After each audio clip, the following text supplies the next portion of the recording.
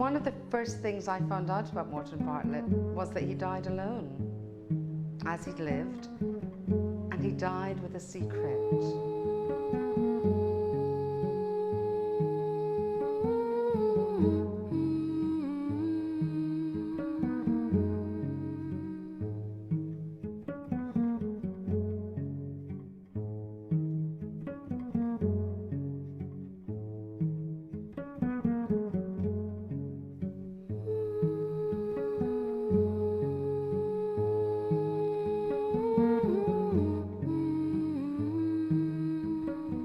When I drove to Boston to see the house where he lived and died and meet with a lawyer who was disposing of his estate, I was struck that the house seemed to me not like the house of an old, single, unmarried man, but like a large family house.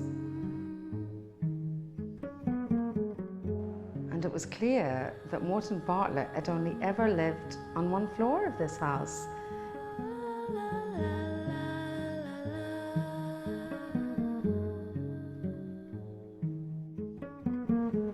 There were several exquisitely created children.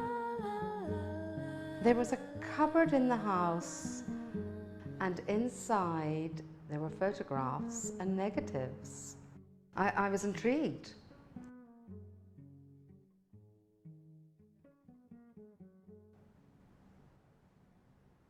Our first meeting with Morton Bartlett was when a real estate agent brought him in to look at a flat above us for rent. 15 Fayette Street was where Khalil and I were living then. At the time, it was a wonderful building in Bay Village. And the wonderful part about it in the 50s when we met Morton Bartlett was that it was inhabited completely by artists. And he listened to a soap opera. Every afternoon we'd hear the strains of One Man's Family. One Man's Family, brought to you by Fleischmann's Yeast. He was so devoted to it. Right, and do you remember how we used to listen and sort of giggle because we considered him old-fashioned. One Man's Family is dedicated to the mothers and fathers of the younger generation and to their bewildering offspring. Tonight we present Chapter 8, Book 47, entitled Claudia Says Goodbye to Her Family. When I remember more, we realize in retrospect there was a void in his life, and the fact that he didn't have an active family intimately close to him, and that he wasn't really close in the way Khalil and I and all of our friends had an intimate relationship. He did not have that. But what he did do in his spare time was make those dolls.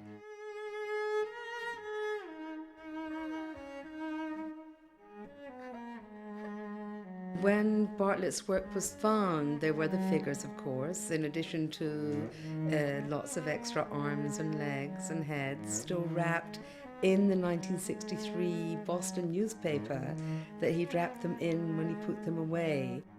I remember he went out and bought a sewing machine, and I was a little surprised at that because I didn't know that he was going to be able to sew anything, only on a technical level. But he made the clothes, and they were wonderful objects.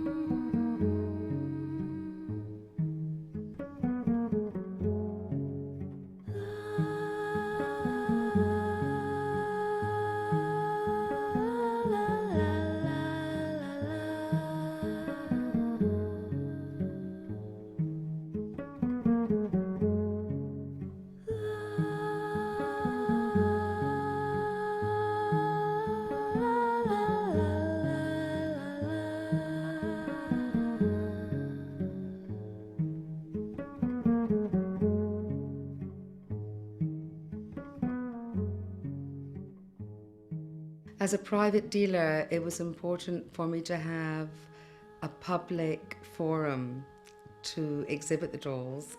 And the most appropriate was the Outsider Art Fair in New York City. I was walking through the Outsider Fair a few years back, and I saw Marion's little area. You see something and then you keep thinking about it. You know, I'll see something and go, oh, well, that's interesting, and then I'll go home and I'll forget about it. But some things you don't forget about. Some things stay with you.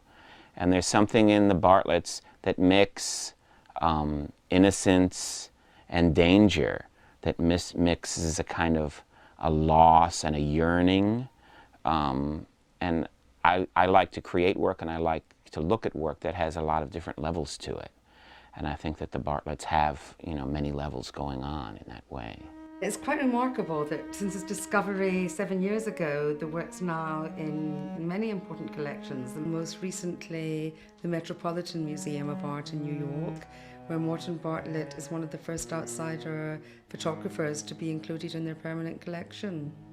This particular one is owned by John Zorn. And this one in Lausanne, in Switzerland, at the Art Brut Museum there. And this one's in a private collection in New York. So it's really quite an affirmation that it's in so many established and significant collections. And interesting that it was a body of work that was never made to be sold. What interested me particularly was that he created these dolls, dressed them, photographed them, but then put the dolls away and hid them, and only really concerned himself with the photographs, which to me was very important, a very important point. To look at a doll is dead, the eyes are dead, but to look at photographs, there's something else going on there. It's almost like reminded me of my grandmother looking through her photo album, you know, as she got older, to have her old memories of this, that, and the other. For artists, it's a wonderful lesson that someone close to you has to be there to respect the work and Someone to who claim cares it. for you. And certainly that was just a wonderful phenomenon, that she was able to recognize the worth of the material, and that it wasn't dissipated or wasn't dispersed or even thrown into a trash heap. And that's so important when you think of artists and their legacy.